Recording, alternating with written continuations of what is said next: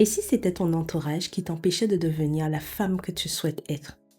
Pas les gens, pas les autres, pas la vie, mais juste les gens qui t'entourent, ceux que tu aimes vraiment. Dans cet épisode, je vais te donner les clés pour te permettre d'augmenter ton discernement, mais également de créer un entourage aligné avec la femme que tu deviens. Moi, c'est Johanna, créatrice de This Woman, et sache que je suis passée par là. Aujourd'hui, je t'accompagne afin que tu puisses devenir une femme audacieuse, épanouie et alignée avec elle-même. Entre foi, mindset et audace, je suis sûre que tu trouveras ta place. Ce n'est pas que tu manques d'amour, c'est que tu manques de discernement. Et c'est ce manque qui t'a fait tolérer l'inacceptable. Tu ne peux pas demander à Dieu de te faire monter si tu refuses de lâcher ce qui te tire vers le bas.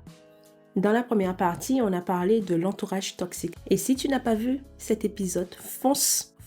Si tu t'en souviens, la première clé que je t'ai partagée la semaine dernière était le discernement. Et aujourd'hui, on va l'approfondir en 3 étapes.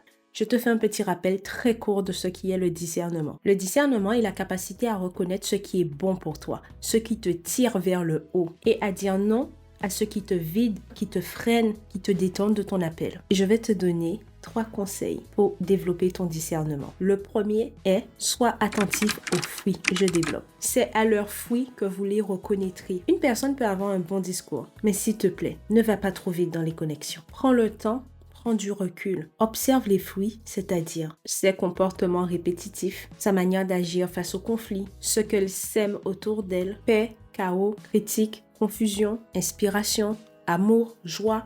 Observe ces petits détails. Ce que sa présence fait naître en toi, motivation ou épuisement, élévation ou baisse d'énergie. Les paroles peuvent tromper, mais les fruits parlent. Le deuxième conseil, c'est reste connecté à Dieu. Et je pense que c'est le conseil le plus important. Je vais être simple et efficace dans cette partie. Tu dois demander à Dieu de te révéler les intentions cachées. Le Saint-Esprit, c'est ton guide. Parfois, Dieu nous montre les choses, mais nous sommes tellement attachés que nous faisons selon notre volonté et malheureusement, on finit par payer le prix. Soyons obéissants à Dieu et ça nous évitera beaucoup de souffrance, tout simplement. Le troisième conseil que je peux te donner, écoute ton corps et ton esprit. Quelque chose peut sembler être bien, mais ne pas être adapté pour toi. Apprends à écouter ta paix intérieure, pas juste l'excitation extérieure. Ce n'est pas parce que quelqu'un te sourit, t'encourage, aime tes goûts qu'elle est alignée à ta destinée. Ce que tu ressens est important, mais ce que ton esprit capte en silence est puissant. Ces 3 conseils vont te permettre de faire des choix avec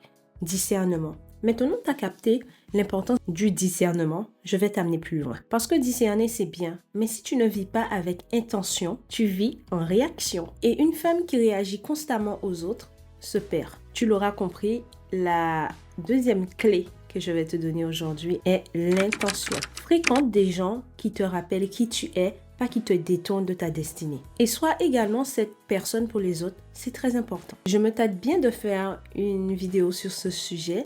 Laisse-moi un commentaire, dis-moi si ça t'intéresserait. Et sache que je réponds à tous les commentaires. L'intention, c'est ce qui fait la différence entre une vie subie et une vie choisie. C'est l'art de poser chaque pas avec clarté, vision et foi. Une vie sans intention s'éparpille. C'est très important parce que l'intention, c'est la graine que tu plantes avant chaque choix, simplement. C'est ce qui aligne ton action à ta foi, à ta vision et à ta mission. Tout simplement. Sans intention, tu peux vivre dans la confusion, dans l'éparpillement, dans des relations qui ne te ressemblent pas. Dieu regarde les intentions du cœur, pas seulement les actes de l'extérieur. 1 Samuel 7:16 dit « L'Éternel ne regarde pas à ce que l'homme regarde. L'homme regarde à ce qui frappe les yeux, mais l'Éternel regarde au cœur. » Vivre avec intention, c'est savoir pourquoi tu te lèves le matin. Pourquoi tu dis oui, pourquoi tu dis non.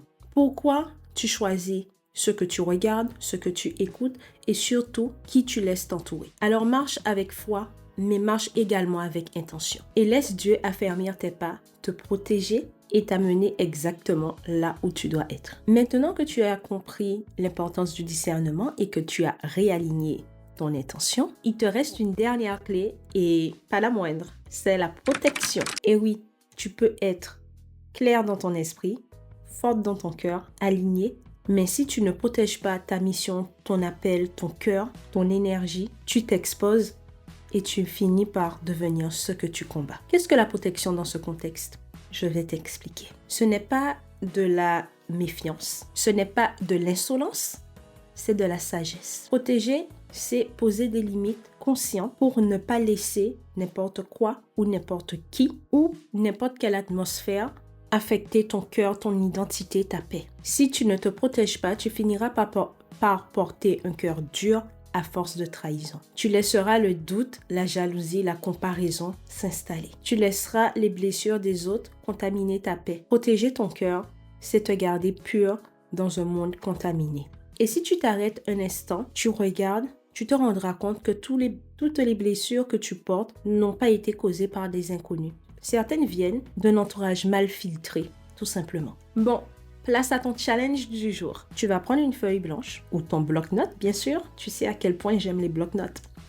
Donc, tu vas prendre ton bloc-notes et tu vas faire un audit de ton entourage. Sépare la feuille en deux et d'une partie, ce qui te tire vers le haut, d'une partie, ce qui te tire vers le bas.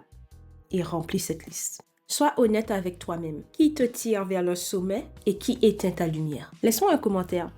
Dis-moi combien te tire vers le haut et combien te tire vers le bas. Après ce challenge, tu prendras conscience s'il y a un déséquilibre dans ta vie, s'il y a des gens que tu dois t'éloigner, s'il y a des gens que tu dois profiter pleinement d'eux parce que ce sont des pépites. Et voici ce que tu peux faire maintenant. Entoure-toi de femmes qui croient en toi, qui nourrissent ta flamme, ta foi, deviens intentionnel. Ta paix est ta priorité. Ce que tu tolères aujourd'hui façonne la femme que tu deviendras demain. Tu ne peux pas aspirer à la paix, à la clarté, à l'élévation si tu restes lié à ceux qui t'éteignent. Garde ton cœur et sache que tu es autorisé à t'éloigner de ce qui te fait mal, même si c'est familier. Si cet épisode t'a parlé, agis. Tranche, trie, mais agis. Et sache que si tu sens que tu ne peux pas le faire seul, sache que je prépare un cercle privé de femmes puissantes qui ont besoin d'aide pour retrouver leur chemin. Reste connecté.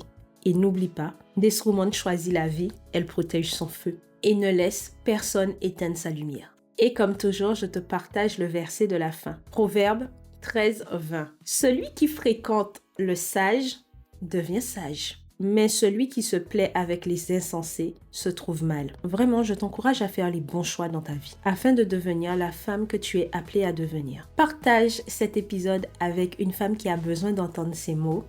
Abonne-toi, active la cloche, commente, like. Ça fera comprendre à l'algorithme que nous sommes des femmes puissantes et que ce message doit être partagé au plus grand nombre. Merci d'avoir regardé cette vidéo et que ton prochain pas soit un pas de foi rempli de puissance. Que Dieu te bénisse. You say I'm poison in a glass, but you still sip.